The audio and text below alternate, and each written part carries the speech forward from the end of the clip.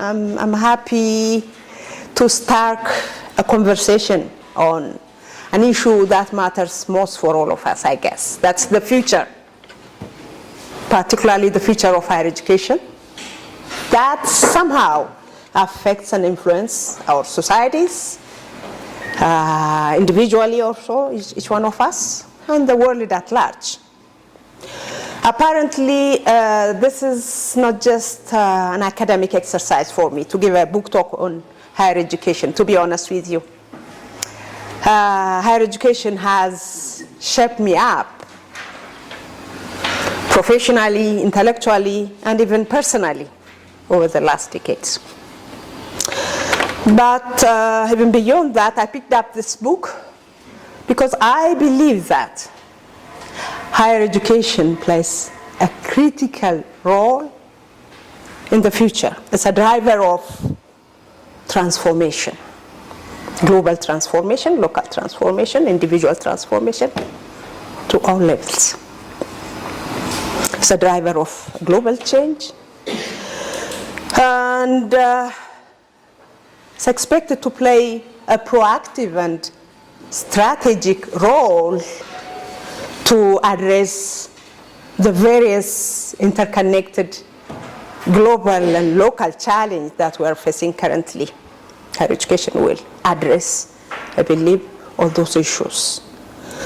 And also, higher education can contribute to sustainable development, basically, through production of human capital that fuel economic and social progress in our communities. It also shapes the minds and also the values of our leaders who can lead the transformation, our professionals, as well as all the citizens, nationally and globally. It also informs and shapes policies, nationally, again, regionally, even beyond. So today I invite you to a journey with me into a compelling vision outlined in the book Creating the University of the Future, a global view on future skills and future higher education. That's a book edited by Ulf-Daniel Ehlers and Laura Eigbrecht. And it's a recent publication, published in 2024, last year, by Springer. Well, the main editor, Ulf-Daniel Ehlers, is a professor of educational management and lifelong learning at Baden-Württemberg University in Germany. But actually, there are 50 scholars participated in the publication, contributors, chapters, the one we are designing to have the book at OSC, different scholars contributing to it. So 50 scholars, not only from higher education institutions, but also from UNESCO and from other intergovernmental organizations like OECD, Organization of Economic Cooperation and Development. It's a big book, 600 pages.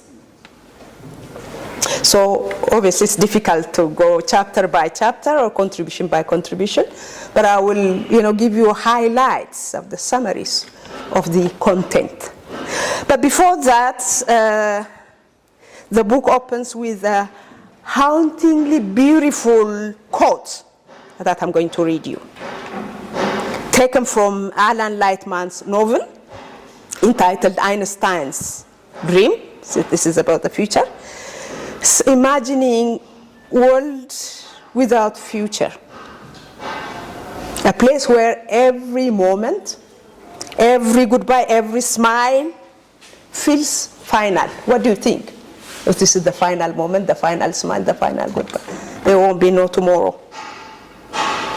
It's a very powerful reminder of why the future matters for all of us and why we need to really consciously, thoughtfully, strategically, proactively work on shaping up our future through universities, higher education institutions that produce the next generation.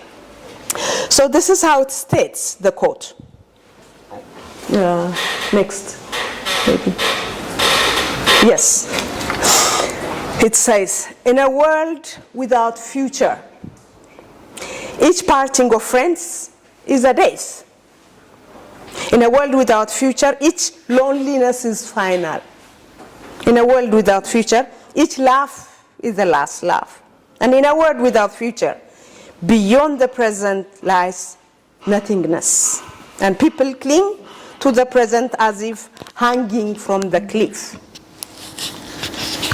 So, in contrast to that imagined world in the book, in the novel, this book, it's Creating the Future of Higher Education, calls us to envision, to design, and create the future boldly, thoughtfully, and collectively together.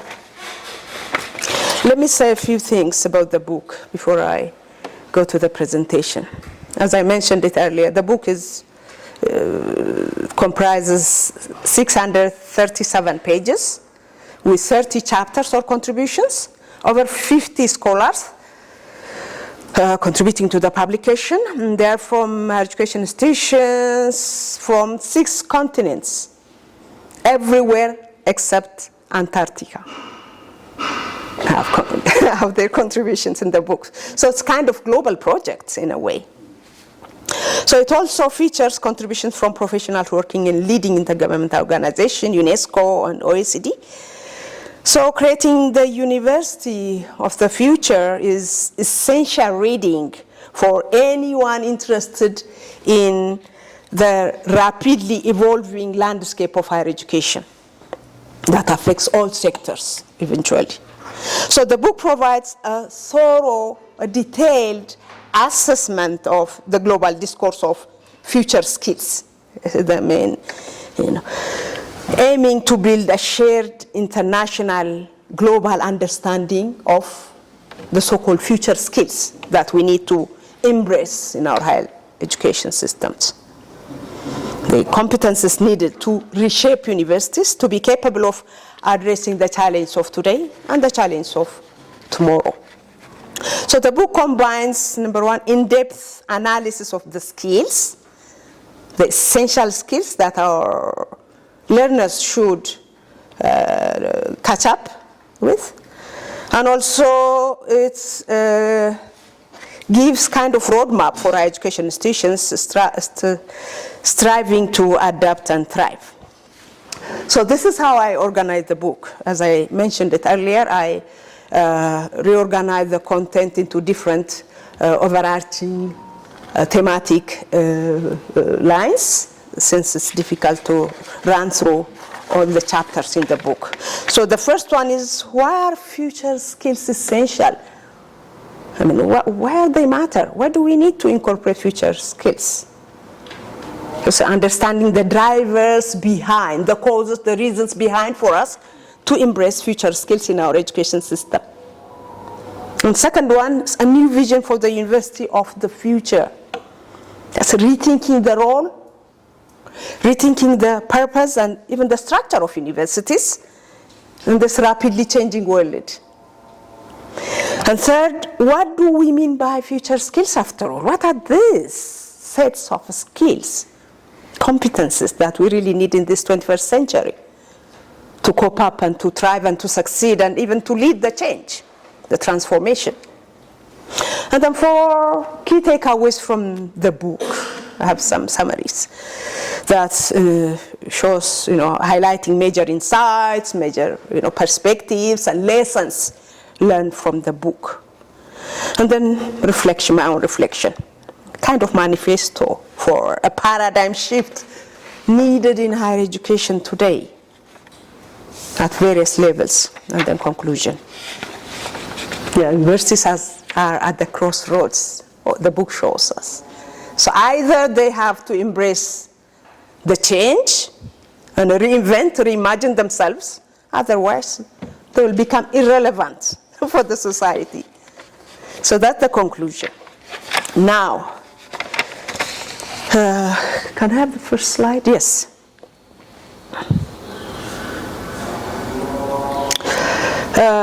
This is how the editor himself starts with the first chapter, or the preface actually.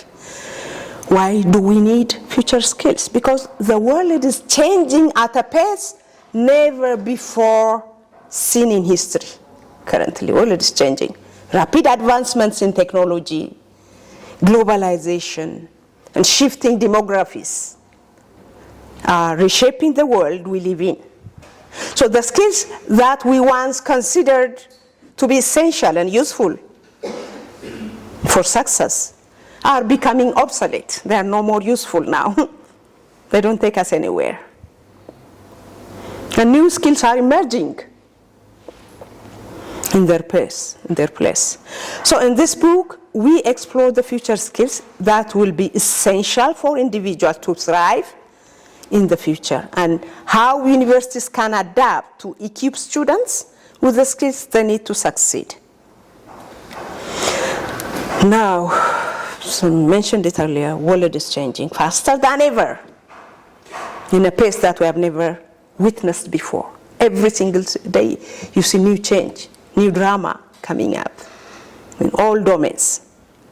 So higher education should actively participate in shaping the global transformation. This is urgent because higher education should lead actually, the process of transformation than just lying behind and looking into the change. So traditional models, the higher education system we have currently, are no longer adequate for preparing students to navigate the complex challenges and opportunities ahead. Our graduates, they are not able to deal with the changing world. They are not able to address the interconnected and complex problems and challenges that we are facing currently.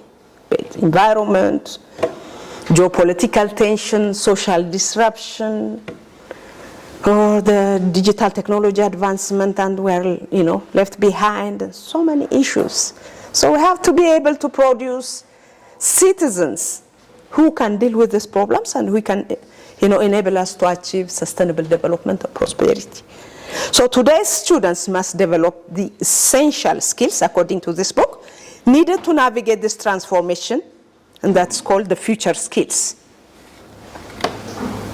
So these are the new pressing societal challenges. I mentioned them already. Climate change, resource scarcity in the world, technological advancement, pandemics, or public health issues, shifting demographics, aging population in the north and the west, and with us also youth bulge.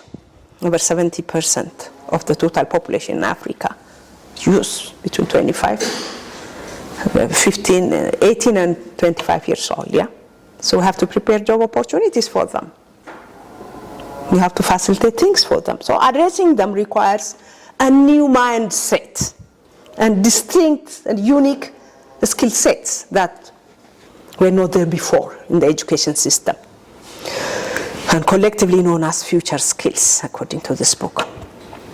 And the other reason for the future skills to be part of the education system is that the shift in the nature of work that we are observing today. New jobs are created, and all jobs are leaving the space away. New jobs like AI prompt engineer, drone operator, digital markets specialist, renewable energy technician are some of the roles needed currently. But we have not prepared our students for that, unfortunately. There's mismatch between the labor market and the curriculum. And old ones are being eliminated. And we don't need typists anymore. We don't need travel agents the traditional way anymore, because we book it online, right? We don't need factory assembly worker because there are robots taking charge of that duty. We don't need telephone operator, no bank teller also. We use mobile banking very commonly. Parking attendant is out of way now because of the digital parking systems we have everywhere. So this raises key questions. What does it mean to thrive in today's society? How are we going to survive live alone, thrive, and succeed. Just survival is also an issue because all our skills and knowledge are obsolete now. They're no more useful. What skills ensure meaningful and sustainable employment? How can individuals contribute positively to the society? These should be questions to be asked. Again, as a follow-up of the shifting nature of work, the book states that workplaces and labor markets are becoming increasingly unpredictable. We cannot predict the work, place or the need of the labor market. This is World Economic Forum 2020 that the book quoted from. 50% of the workforce will require reskilling now. 50%, can you imagine? Half of the labor market, the workforce requires to reskill, to go to school and get new skills. Half of the workforce. 94% of employers expect, according to the study, employees to learn new skills on the job. 94% of the employers believe that the workforce need reskilling, on job skilling and training. And 40% of core job skills will change within 5 years because of AI and other technological advancements. Also, the book refers to McKinsey 2080. McKinsey's project shows that the skill demands between 2016 and 2030. Very interesting scenario that it presents. All the physical and manual skills will decrease by 14%. 14% will go down. All the social and emotional skills we have will raise or increase. The need for social emotional skills will raise by 24% in 2030. And technological skills, impressively, will be needed by 55% more than now in the coming years. So we have to adjust our skill setups.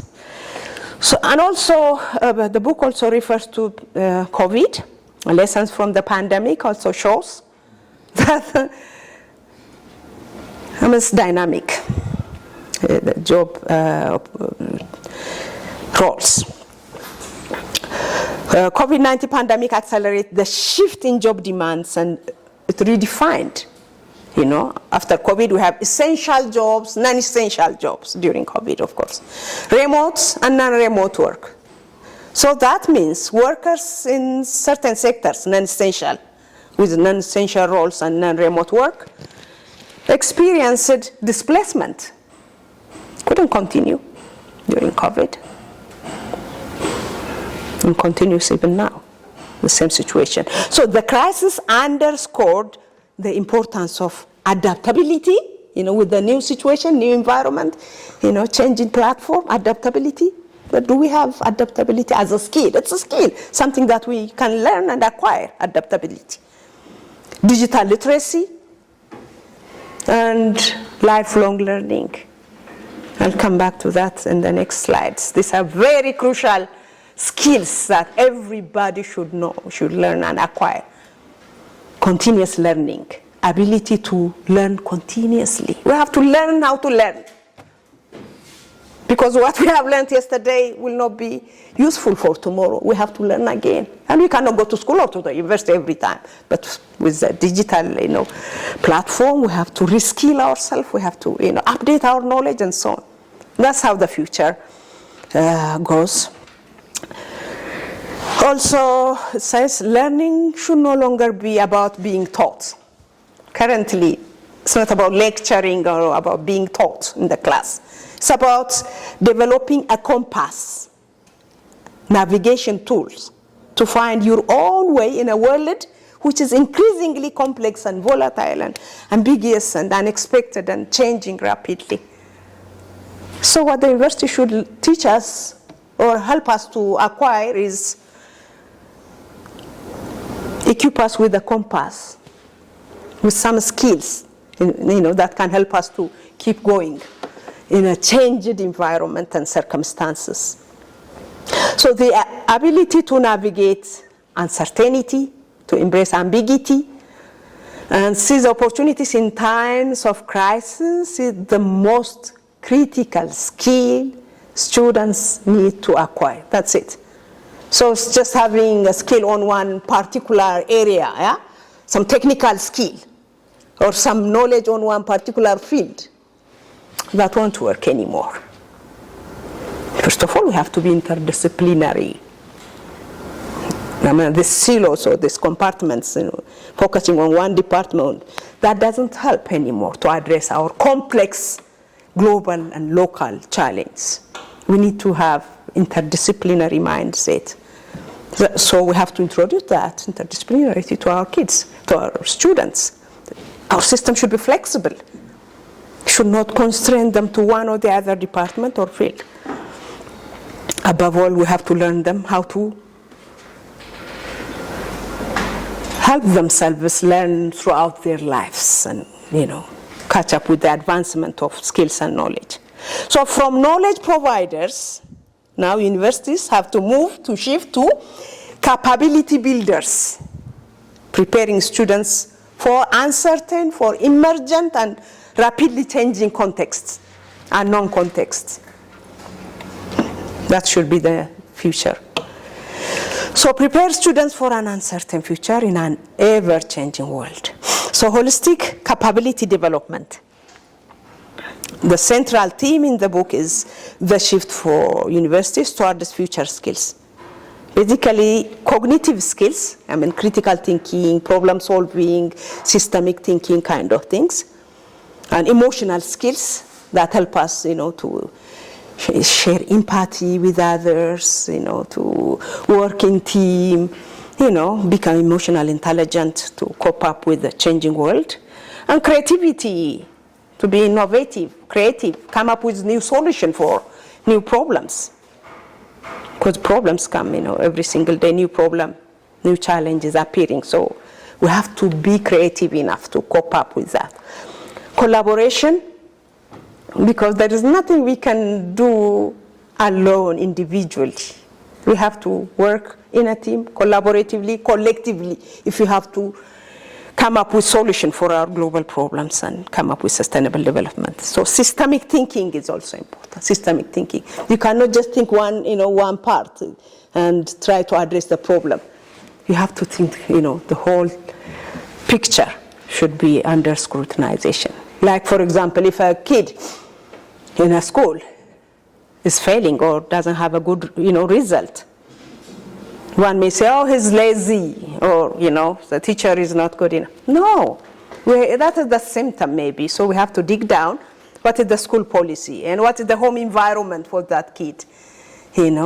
So we have to see all the systemic thinking to address our complex problems, interconnected problems. Because problems have domino effect, right? Domino effect, I'm sorry. If something changes here, the whole world will change. Look at what's happening globally currently, Something happened in the US. Every corner of the world has been affected one or the other way. So we have to be able to develop systems thinking or systemic thinking, creativity, collaboration, and empathy should be developed in addition to the technical skills that we require in one or the other field, maybe engineering or medicine, or that's not enough. Yeah. So universities must focus on creating lifelong learners who can navigate the complexities of a world defined by ambiguity and rapid technological change. So learn to learn. That's what we teach them. So what is the role of educators then? Educators, or maybe teachers, professors, or school administrators, they just have to provide, the creative designers of innovative learning environment. They have to facilitate the environment, the learning environment, innovatively and strategically. Fostering learner agency. this is another new dimension in the newly envisioned university platform, landscape. It should be learner-centered, student-centered. Students should be part of the knowledge creation. Knowledge should be created, it's a co-creation anyway, not just a student and teacher, even beyond the industry, the community, the international institutions, indigenous knowledge holders. Everyone should come together collectively to develop new knowledge that can help us to address our complex problems. So that means where the curriculum is seen as a product of co-creation. Learners decide what content is relevant, not just teacher or a school or university. There should also be flexibility in the newly envisioned university. Flexibility is highly required. That allows students to learn at their own pace. Some students might be slow, others might be fast. Some may have other work or other issues. So let's have online, hybrid, and part-time kind of modalities. We have to be flexible. Universities should not continue as they are now. So context-driven curricula. Curricula also, learning should be aligned with real-world challenges and opportunities. Should not be just theoretical. It should relate to the real-world challenge problem we have. That's why students should also go out to field work, to entrepreneurship, field work, to the industry, to the community, and implement the theoretical know-how they have in the class to solve real-world problem and to come up with solution.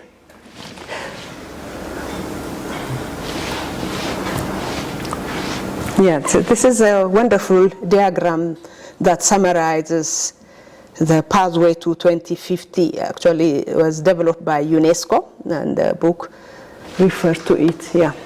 So it has 4 pillars, the future of universities that they need to focus on. If I start with the green one, student-centered, yeah? Should be student-centered, that means values-oriented actions. We have to instill social, human core values into the students' learning. The ones that we said, empathy, creativity, adaptability, kind of thing, critical thinking. Skills for responsible citizenship. Skills for life and skills for responsible citizenship should also be incorporated. Communication, creativity, kind of thing should be incorporated. And student choice drive. Sorry, I don't have my eyeglass. Student choice driven. That means flexibility in the way we, provide learning opportunities. Could be offline, online, kind of thing. And higher education, let's go to the red, organization of knowledge. How are we going to organize knowledge? One is ways of knowing, teaching, and learning. Diverse knowledge and ways of knowing, yeah. So this indicates that we should, learning or knowledge production is not happening only in classroom, in a closed classroom environment. No, knowledge is also produced everywhere outside the classroom. In the industry, in the various sectors, in the community, here at the OSC. We produce, lots of knowledge every single day, right? So students should go out and learn from, other platforms outside classroom. Indigenous knowledge, plurality of knowledge sources should also be considered in the newly envisioned university system. Training good teachers, of course, teachers remains to be still, a central role, playing central role in classroom. Learning is everywhere, I said, okay. And underpinned by innovative research. Yeah, so learning should be based on innovative research to understand what's relevant, what's needed in the community currently. We just cannot copy curricula from the Western and then teach our students. Research-based to ensure that it's relevant and impactful for our community today. And the yellow one connects at multiple levels, yeah? Higher education serves society in inclusive ways, yeah, with community service and so on. Improve the situation of the planet, address the global challenge, planetary as well as local challenge. Higher education without border. That means higher education should be internationalized. We need to have academic mobility, scholarship, partnership, you know, and the global context with local essence, yeah. Should be globally connected, but locally relevant and impactful kind of thing. If you go to the blue one, higher education for all, it's about accessibility and inclusivity. So it has to be accessible for all underrepresented groups, and should be equality, and yeah, more driven by social justice. That's about accessibility by all, available and affordable to all. Yeah, so this is the vision, pathway for 2050 higher education institutions. They should have 4 pillars: student center, and connected in the ecosystem with the whole world. And knowledge production should not be confined only to classroom, but it's everywhere. So students should go out and learn by themselves. We just have to equip them on how to teach themselves, and should be accessible and so on. Okay. Can we, yeah.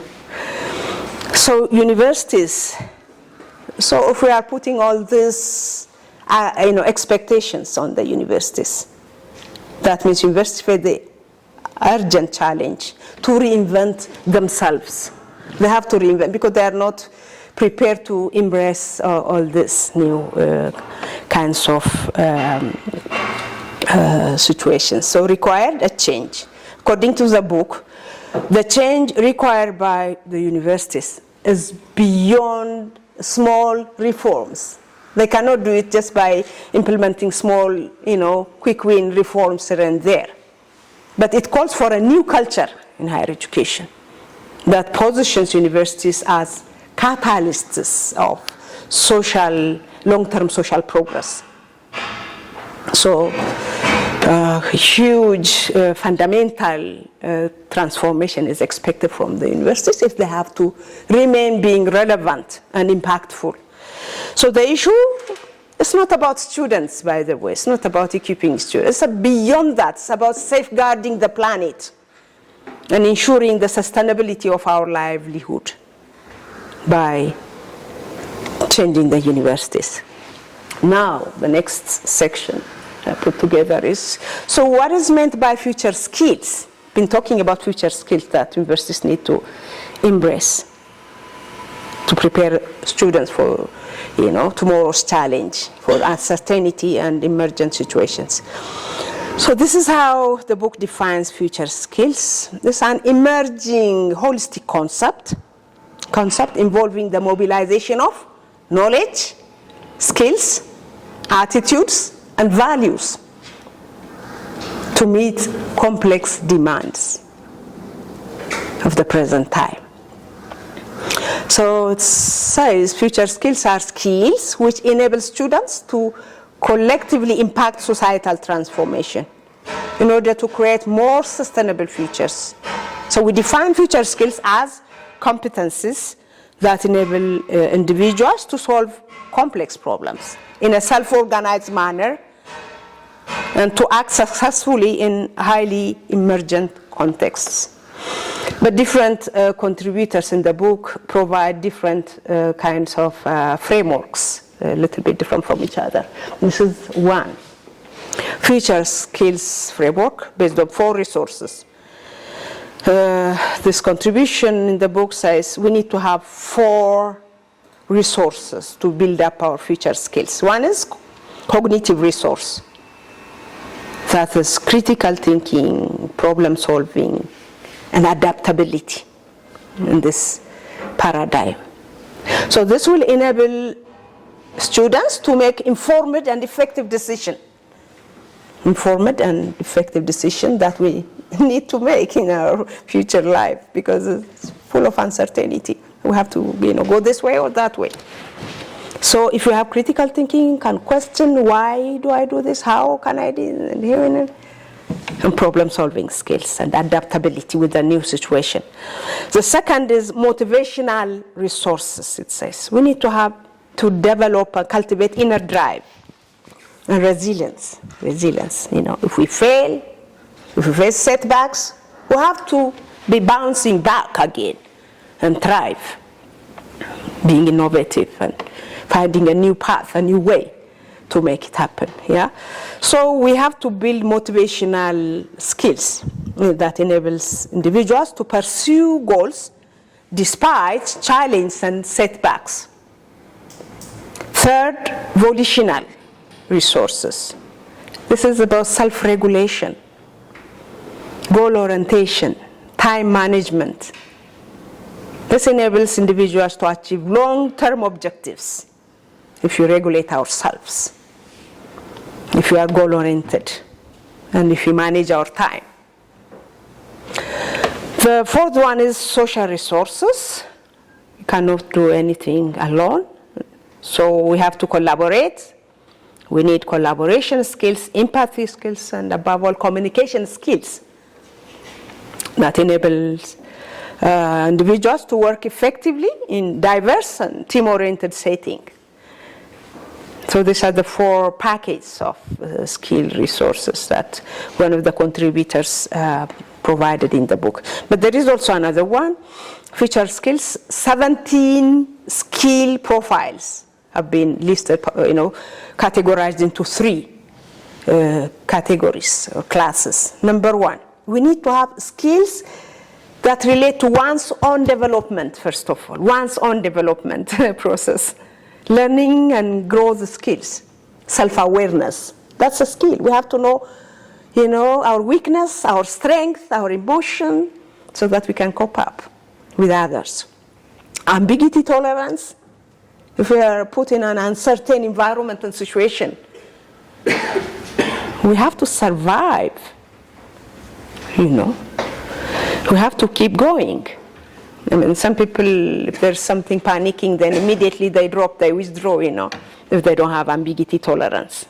But others will stay in course and see innovatively, collaboratively, and then something new will come. And resilience is common that we fail in our journey, even personally, professionally. There's failure, there are setbacks facing us from time to time. But we have to develop and cultivate the skill to bounce back, even stronger than before. So these are the first, class of skills, it says, related to one's own self-development that we apply on ourselves. The second category is skills which refer to an individual's capacity to deal with certain problem, with certain object. To develop specific solutions. So design thinking, problem solving, when we deal with others. The third category is co-creation skills. Refers to the ability to collaboratively design, develop, or solve something with others, collectively, collaboratively, especially across different sectors, disciplines, or communities. So what we need for this is empathy, participation, collaboration, communication, responsibility taking. The book listed down all the 17. I don't know if I have to go through this future skills profile, the 17 ones, like learning literacy, reference competence, how we know that somebody has learning literacy skill. If he is or she is self-directed learning, metacognitive skills, showing up that, then learning literacy skill profile is there. Self-efficacy, we see it's someone with self-confidence. Self-determination as a skill, if you have that, then it will be appearing in someone will be autonomous to decide whatever. Self-competence, self-management, self-organization, self-regulation, cognitive load management, and reflective competence, critical thinking, reflecting, self-reflection. skills. Decision competence, responsibility taking. And initiative and performance competence, motivation, goal orientation, engagement, persistence. Ambiguity competence, dealing with uncertainty, role flexibility. Ethical competence, ethical reasoning and judgment. Design thinking competence, flexibility, openness, interdisciplinarity. Innovation competence, creativity, willingness to experiment. System competence, systems thinking, analytical competence, problem solving, adaptability. All in all, the list goes. Digital literacy, we see media information literacy. Sense making is also one skill profile. And that is demonstrated in meaning creation, in value orientation. Future and design competence is indicated when a person is change ready for any change. Courage, future mindset. Cooperation competence, teamwork, intellectual competence, leadership competence. Communication competence, language proficiency, dialogue, presentation skills, consensus building, and so on. So the book lists the 17 skill profiles and the learning outcomes that somebody with, having these skills can show or demonstrate. There is also another categorization in the book, the future skills framework, consisting of 21 future skills in 4 skill dimensions. This one has 4 dimensions: classic skills, transformative skills, digital skills, and technological skills. Classic skills are these competences which have been important in the past so far, but increasingly so in the future also, across all domains of professional life, like creativity, entrepreneurial skills. Transformative skills, competences needed to comprehend transformative challenges, such as climate or demographic change, find innovative solutions and be able to cope with them. Digital skills, as from the basic to more advanced digital competences required at almost any workplace and to participate in the digital world. But more specifically, technological skills, competences needed by IT specialists, high level, such as data analytics, AI for technological progress and innovation. They put it in a pyramid. Yes. So at the bottom of the pyramid, we have skills needed by everyone. They are fundamental and basic, foundational to any work environment and societal participation. But at the top, we have skills needed by a growing number of specialists to foster technological progress and innovation. Okay, next. Yeah, now we move to, the book also demonstrates some case studies, some examples and experiences across the globe. Institutions that embrace future skills. One is University of the Philippines, Open University, equipping Filipinos with skills for life and work in a flexible and accessible way. National University of Singapore is also doing well, preparing students intellectually for openness and lifelong learning, and embedding critical thinking, resilience, adaptability, and empathy in their curricula. They began a shift towards interdisciplinary learning, aligning government and industry on economic needs. Universities in Japan are also embracing this new way. By the way, Ethiopian higher education system has also made a reform in 2020 by incorporating a 1-year soft skill and basic knowledge program. This critical thinking, communication, digital technology, literacy have been already incorporated 2020 as I was there. So these are the key takeaways from the entire volume, coming to the last part of the book. So the concept of future skills basically anchors the book. And repeatedly evolving skills are critical thinking, digital and data literacy, creativity and innovation, responsibility and systems thinking, lifelong learning capabilities. So these are not just competencies for students, but they are organizing principles for institutional redesign. So these are important for higher education institutions to redesign or reinvent themselves, because these are key. Number 2, key takeaway, digital transformation as cultural evolution. The book advises, recommends that. It insists that digitization is not a matter of tools, but of mindset, a matter of mindset. It must permeate pedagogy, leadership, governance, infrastructure, and partnership. The future university should be agile, hybrid, learner-centered, and fueled by data-informed insights, but also deeply human. We should also incorporate some human element. So digital transformation as a cultural evolution, all universities should embrace. And the rise of ecosystem thinking. This is also interesting.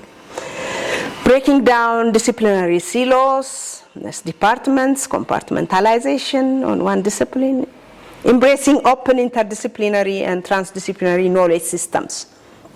They have to move, shift to that.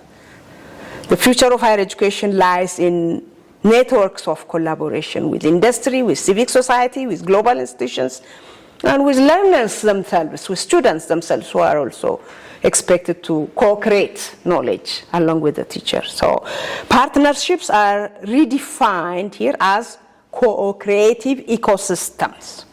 They have to co-create knowledge, innovation. All stakeholders in the system, in the ecosystem, work together collectively.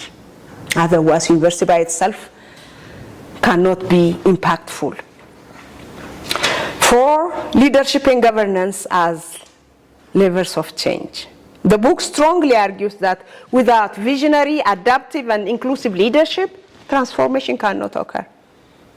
And universities need flatter hierarchies, participatory cultures, and governance systems that balance innovation with accountability at the same time. And the last one, sustainability and purpose as anchors. Higher education must reclaim its social mission. And the book asserts that the legitimacy of universities will increasingly reset on their societal impact. If they don't make any societal impact, then they're going to be left away. By the way, even now, students hesitate to go to the universities.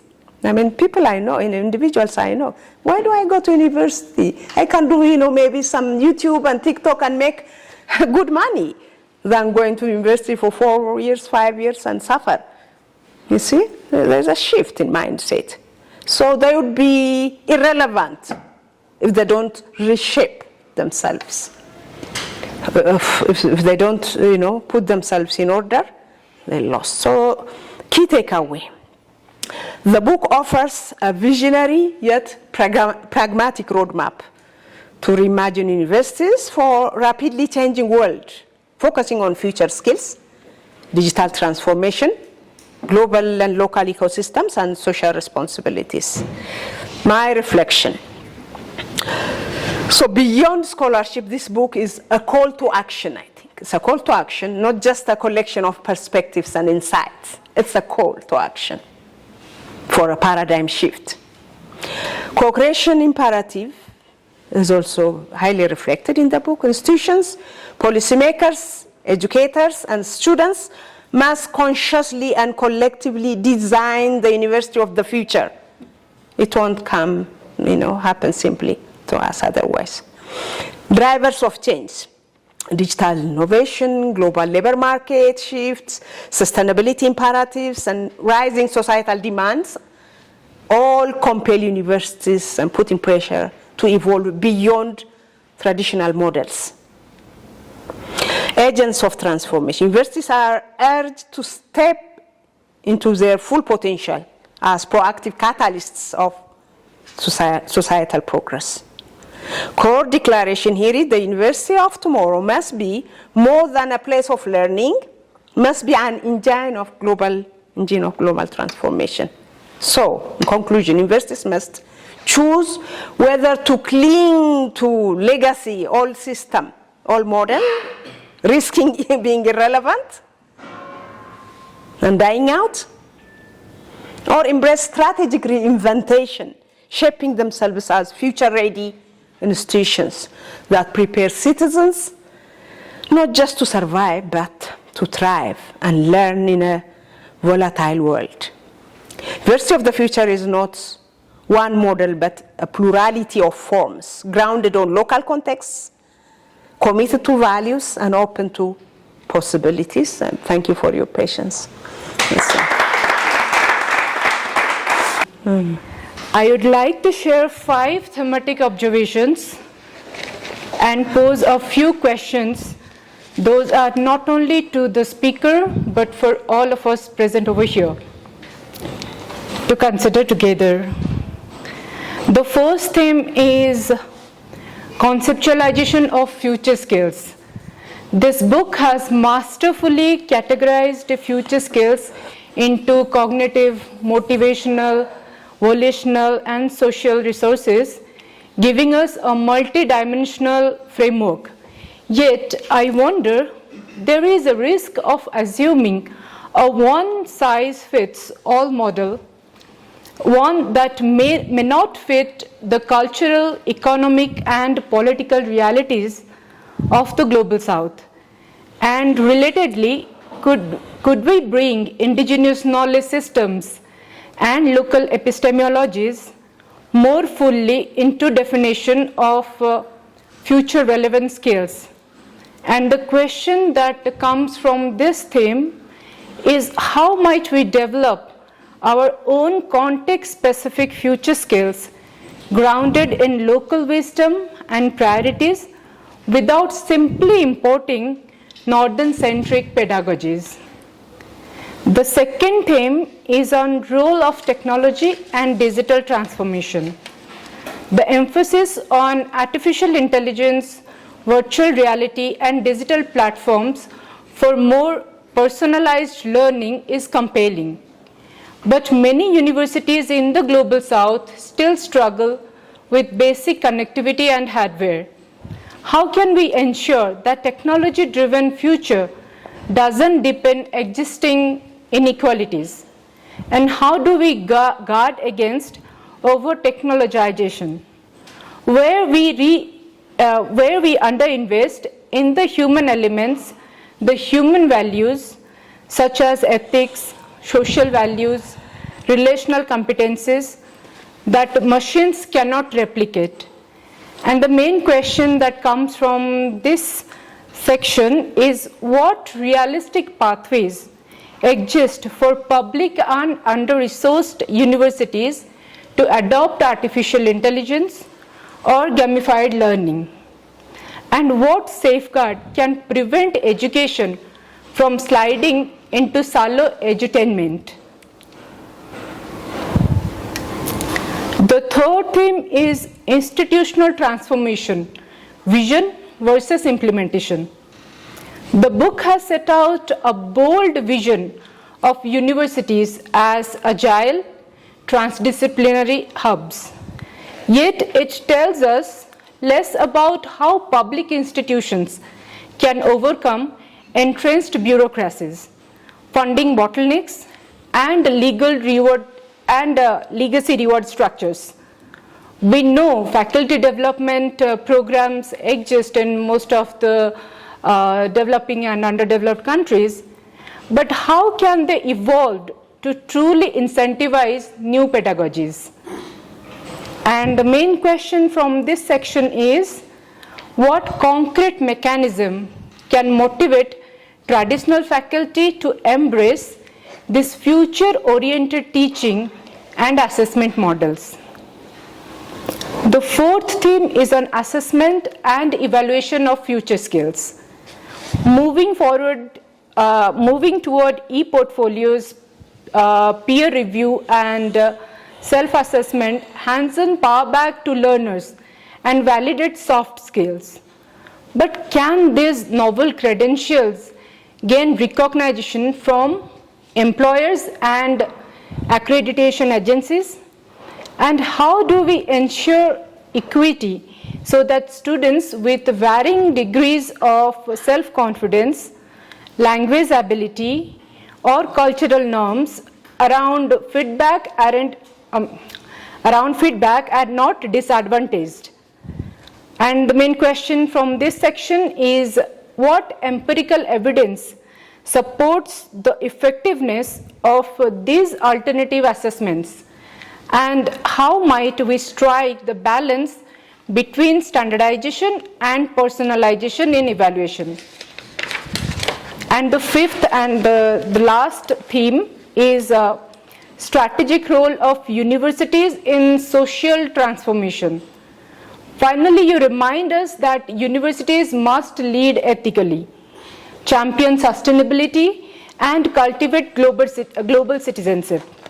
Yet we would welcome more concrete example of universities co-creating knowledge with civil society beyond the traditional industry partnerships, and who gets to define what counts as impact or relevance, and how we safeguard academic freedom in that process. And the question from this section is, how can universities remain true spaces of critical inquiry rather than more skill factories? And how might higher education institutions reclaim public trust while preserving intellectual independence? In closing remarks, I would like to say that this presentation gives us a visionary model of future-oriented education. And here I want to pose 3 important questions to Professor that I found really very relevant to continue the discussion and collect your reflection. These questions are, the first one is, how should we redefine educational outcome in this evolving landscape? The second question is, what institutional designs will best cultivate future skills? And the third question, most importantly, how might the Greater South transitions from participation to leadership in the global shift? I look forward to your thoughts on these points and questions, and to a lively discussion on how we can turn this vision into lasting reality. Thank you. Thank you so much. Well, educational outcomes in the new model should be redefined. There should be a shift in the outcome and what's expected. Because it's no more about mastery of certain content or mastery of certain, technical skills that's expected as an outcome, educational outcome or result. Instead, as I mentioned it earlier, it should rather focus on cultivating essential skills that would help the students or citizens to thrive and to navigate and to be successful in the changing world, right?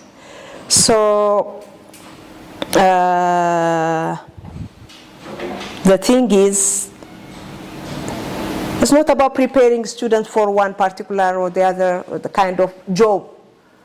We're not preparing them for one kind of job or employment, because even the jobs are shifting from day to day. New jobs have been created and old ones are going away. So the thing is, what we have to do in the universities is to cultivate these basic skills and attitudes and values, and inculcate into the students and lifelong learning, so that they can learn. They can keep on learning, teaching themselves through digital fluency. That's one thing we need to teach them. and critical thinking, creativity, adaptability, resilience.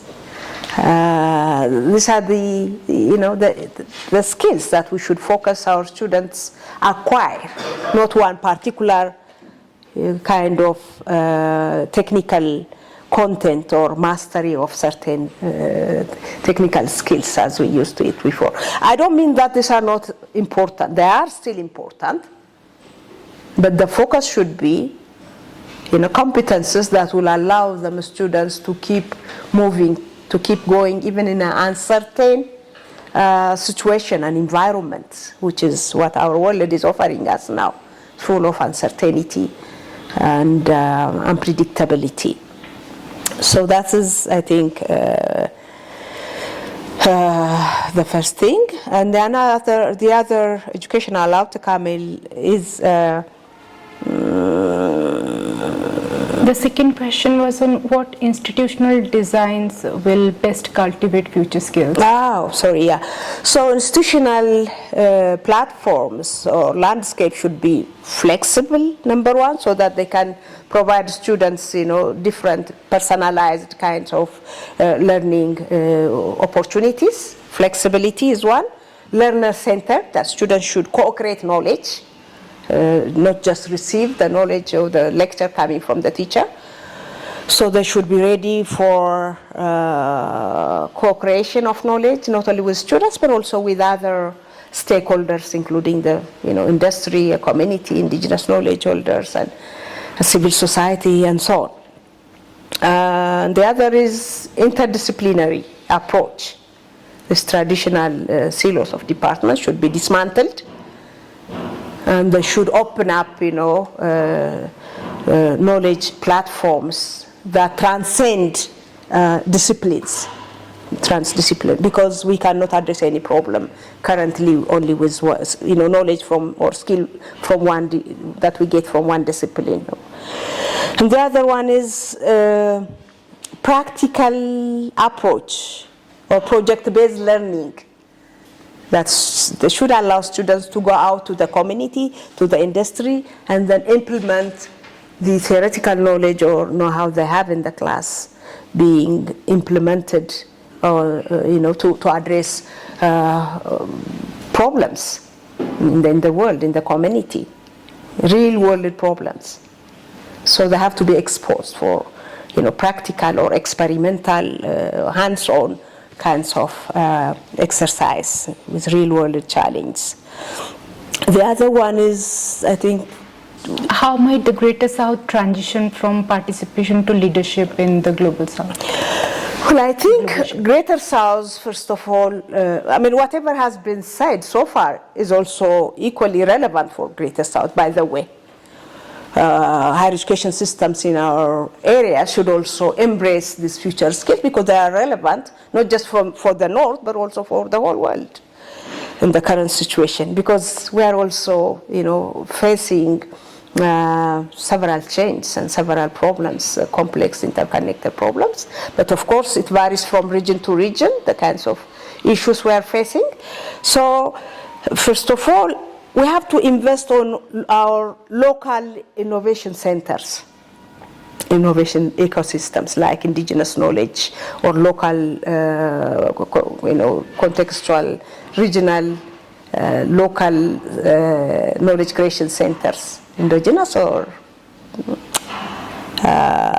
local knowledge. There's a difference between indigenous knowledge and local knowledge. Local knowledge is particularly pinned to one specific area or region. So we have to invest in our local innovation ecosystem that harnesses indigenous knowledge, and also incubation centers in the universities. We have to work to expand our ecosystem to work with industry, with civil society and with government and so on. We have to redesign, of course, our higher education systems, the way the book recommended earlier. And we have to promote beyond that South-South partnership. What we are doing here at the OSC is also important for this, because we provide platforms like, for example, Grace Learn We provide infrastructures, for education to thrive, for knowledge to be shared, to be used, and to be implemented. So strengthening South-South partnership, not just South-South, also South and the whole world partnership should also be useful. British-South partnerships, we can say. Yeah, with global, yeah. And should also strengthen, reinforce our research capacities, innovation capacities, knowledge production capacities in every university. Of course, it requires investment. Government should play a big role in this, but also, the private sector and industry and others should also take part. So faculty development programs, training programs, so that they can catch up with what's expected in the new vision of the higher education system. So I see the faculty development programs and the incubation hub that we are talking about, that is already there in most of the developing countries, as we see. But do you think we are really moving in the right direction and with the right speed so that we can achieve what we want to achieve? Now we are talking about... Yeah, you're right. No, I don't think so, if you ask me, because I was myself at Addis Ababa University, even as a leader and then as a minister. We have incubation centers and entrepreneurship, also hubs and startups. But problem is funding is one serious issue. We have budget, struggling, scarcity of budgets, and especially public universities. They always struggle with the funding. Absolutely true. Yeah. So we have to develop our skills of mobilizing resources, from private sector, from industry, and from international platforms, I think. Also, another thing I want to get your reflection on that. I see in Israel and most of the developed countries, they have this, the PhD, it is of two types.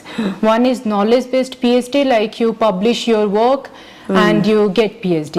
Another one is on invention. You merely don't have to publish your work, you can keep it to patent it, which is industry PhD, we can say. Yeah. That's so. Do you think those kind of things should be introduced in our university system? Absolutely. Is it important? Absolutely important. Yeah, exactly. Yeah, I mean, universities should work closely with industries, to have a joint project that students, especially students, can take part and produce some solutions for any problem in the region. So in that case, our system should be flexible enough. That's what I mentioned, flexibility. Shouldn't be based only on credit hours, the number of hours the students sit in the class, or kind of thing for graduation or for to be successful in higher education. It should be result based, what they invented, what they the solutions they come up with, the connection, the partnership they built with industry or with community, and to solve various challenges and come up with workable solutions for the existing problems and challenges. So yeah, we have to be, that's flexibility and agility. Yeah, we have to shift from this rigid system now we are exercising currently in our universities, to open up space for the bigger and wider ecosystem, to involve industry, labor market, and community, and that's true. There is a last question from my side, and then I will keep it open for others. Please, to ask questions. What is, as a professor, what is important for you, whether the technical skills or the soft skills, for a student to be bright in the career? No, I think both are equally important, Suchi. I cannot choose one over the other, as both of them are equally important and relevant for us to navigate in the new world and to address our problems and to come up with sustainable development in the future. We need both. because that's the gap we have now. We have technicians, we have doctors who cannot communicate with their patients. A communication problem. They don't understand that. Yeah. Empathy. We have engineers again who cannot communicate or empathize with the end users of their products and so on. So we need soft skills to be incorporated and core human skills to be incorporated in the curricula, because we need both.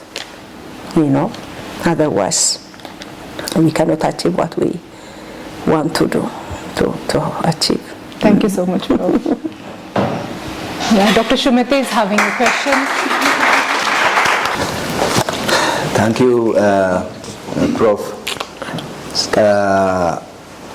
for this timely book talk. I really appreciate the book itself you pick for this book talk. Well, as we all know, this is a timely issue, and as you already mentioned from the book, that universities are at the crossroads, the past, the present, and then the future, because the future is uncertain, and we are expected to face the unpredictable future.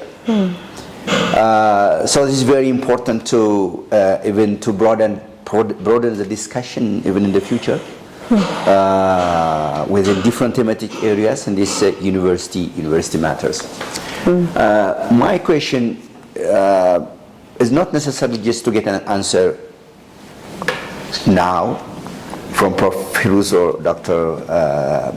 Suchit, and also from the audience here, but we can take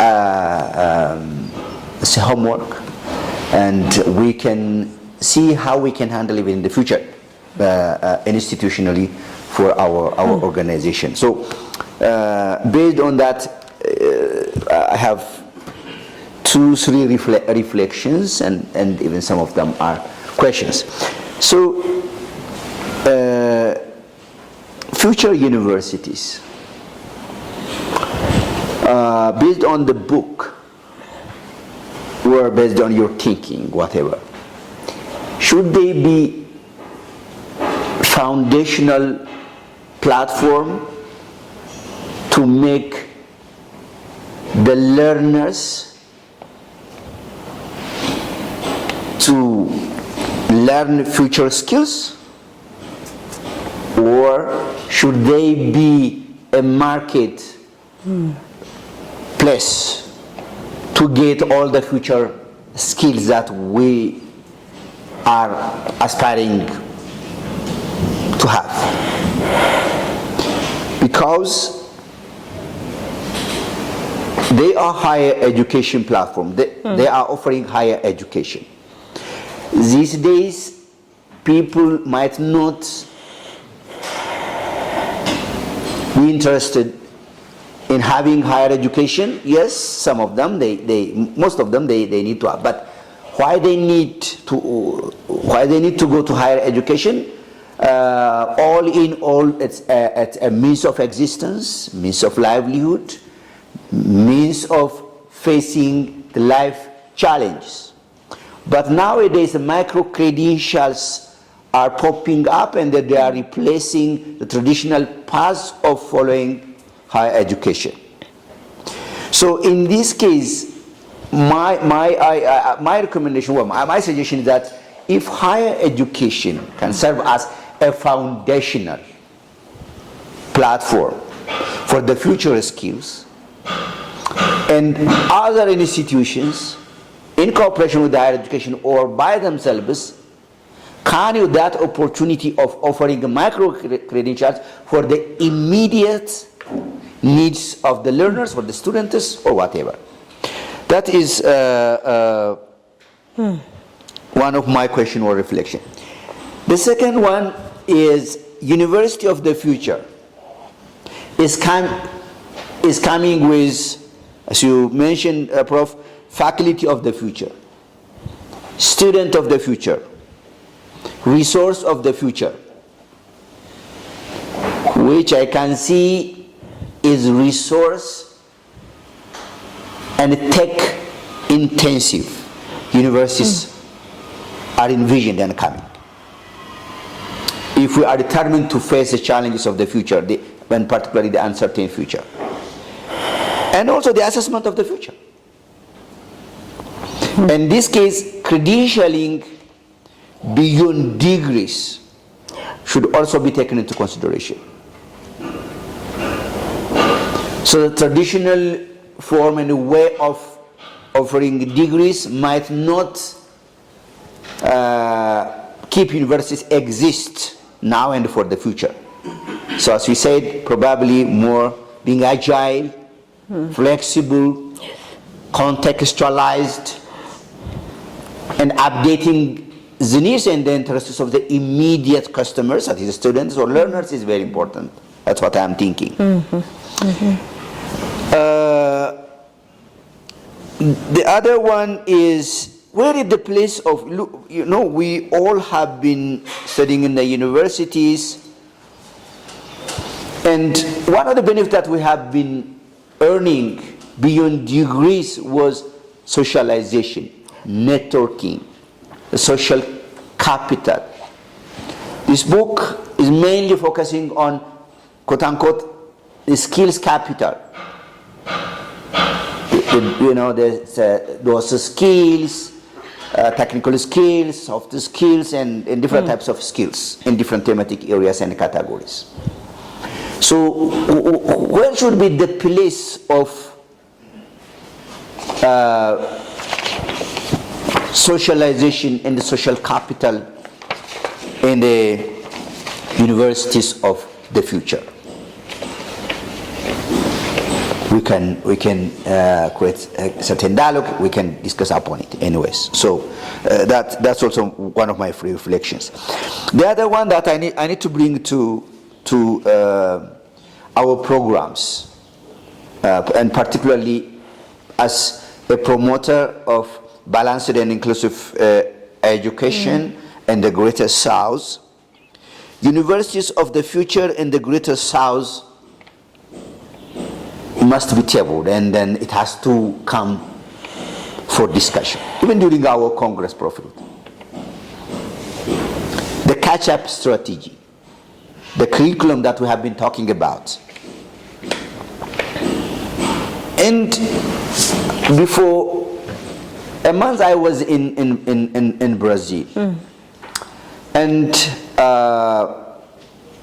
the discussion was how new indicators in all areas, health, environment, use, education, should be in place in the Global South.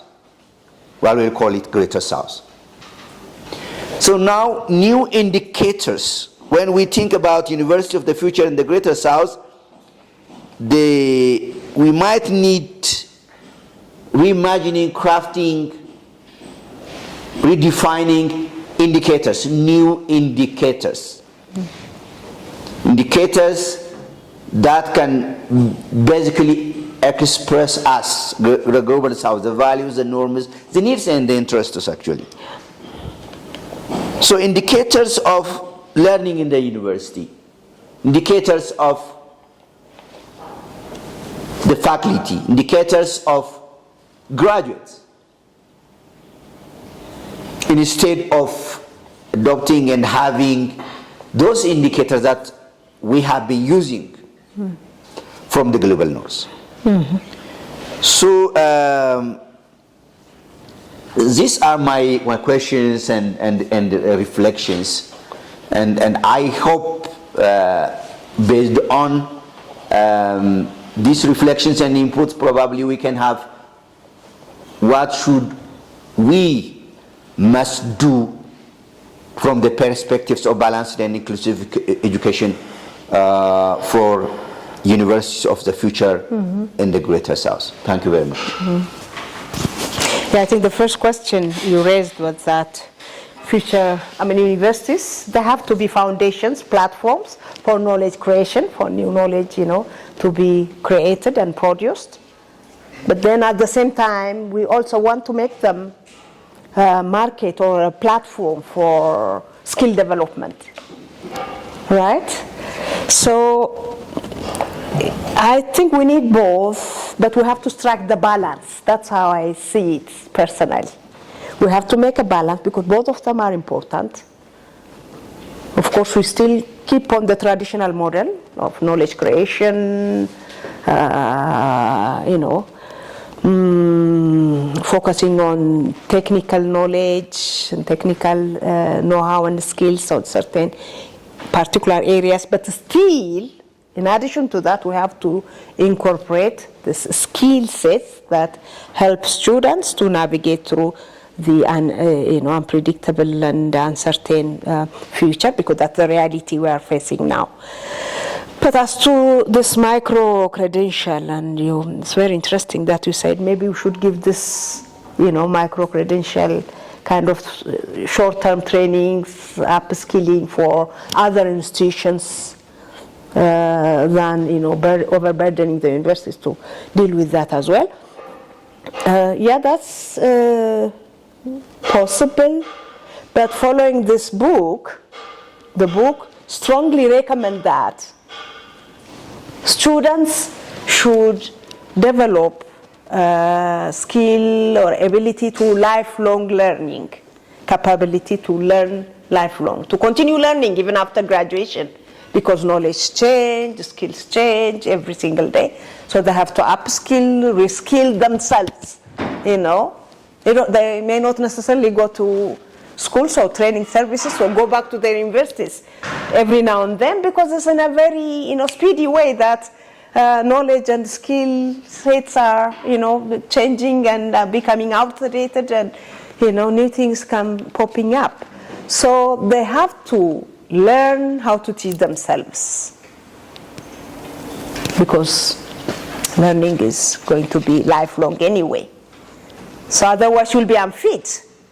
Like, for example, we are here, at the OSC. Maybe tomorrow, we come up with something new thing can be redesigned, and our knowledge, our experience, our skills might be outdated and unfit. We'll be unfit unless we keep on, catching up with the new developments and new skills. So, this is possible to have the short-term trainings and so on. But the book very interestingly says they can teach themselves, and they can even have e-credentials for themselves. They took assessment, self-assessment, and then they produce credential for themselves. Suchi was raising the issue earlier. Would that credential be acceptable by the industry? This, credential produced by the learner itself? That is an issue to, to discuss about. But, for immediate need, either they can get training or they can teach themselves. But universities should, of course, continue with the kind of old way of teaching and focusing on knowledge, core knowledge, while at the same time adding it. The way we did in Ethiopia, we used to have 3 years duration in our undergraduate program. 3 years, students coming from high school directly go to particular department with no common course. That was how it used to be. So there was a huge gap that we identified in our roadmap. We were preparing roadmap for education. So then we developed skill courses, soft skill courses, basic knowledge courses, and then incorporated in the program. Now the program is 4 years, not 3, because the first year all students will take common courses. Okay, so I think people are appreciating that. So that doesn't mean that we completely divert and put in the trash the old system, that we still keep the best ones and then add up new skill courses. As to socialization also, you're right. If we are moving into more digital platform, then there might not be an opportunity for students to come together, physically meet and interact and engage. That's a danger. But we still are not living away our physical universities. But we still have the university, but we'll have flexible programs so that students, depending on their pace, they will have personalized learning programs. They can learn remotely, from home, from anywhere they are. But still, I think there are still chances for them to come together. But apparently with these new skill sets, emotional skill, social skill is also very important, crucial, human-oriented skills that the book recommends students should get. So that will even facilitate interpersonal communication and engagement. And mindset, yeah, I'm sorry, what is it? I'm sorry, I forget the other questions you raised. The last one is actually the universities of the future, the Greater South. Absolutely true, yeah. I think Greater South, I see it in two ways. Shall we dance?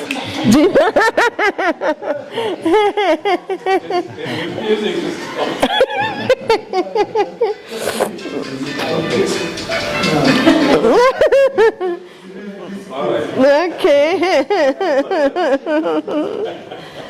Yeah, so first of all, the universities, higher education institutions in the Greater South still face the same challenge. They are still in the same landscape, in the same uncertainty, in the same global challenge and problems, be it climate or social disruption or geopolitical tension or whatever, or digital advancement which we are lagging behind. So we still can apply this, the future skills, but then we have more challenge, and we have more various different circumstances we are into. So we have to customize, and we have to make it contextually relevant for ourselves. So the thing is, we have to be connected with the global platform and global move and shift of higher education, but still we have to connect it to be relevant and impactful in our situation. That we have to do some research.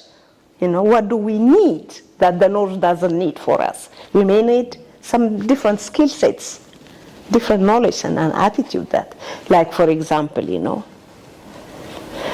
I don't know what is the problem in the Greater South that puts us, behind in the development journey or path. Like we have all the resources, we have 70% of the youth very energetic and active, like in Africa, but we are not yet there. I think we need to do some research to come up with maybe new skill sets that fills the gap, or attitude or mindset, So I think, it should be contextualized, absolutely true, contextualized and, specific to the situation and the location and the region. Even Greater South as such is a very diverse and huge, so what works for Ethiopia may not work for Latin America or for even within Africa. So we have peculiarities and, individualities and differences, diversity, so we have to base the reform on our particular needs and gaps and aspirations. Yeah. Please, Adri. I was just thinking randomly. There is a difference between information and knowledge. Information, we can find it anywhere. Now in ChatGPT, you put a question, you will get the most suitable answer. And knowledge is something that is also redefined now. For universities that we are now envisioning, what they can certainly do, they can really raise the students or teach the students how to innovate, how to articulate a situation well, how to make good decisions. And it is not just a one thing, it's a lot of things all together that can train them to make a good decision in this agile system, in this agile world, and how to innovate. Innovation is now it's mandatory. If we want to develop, especially for the global south, if you want to see a different world for us, then we have to really make our innovation ecosystem very strong. And for that, I think that's how the universities can really be, reformed in a way that they can accommodate all these things and can produce really good students.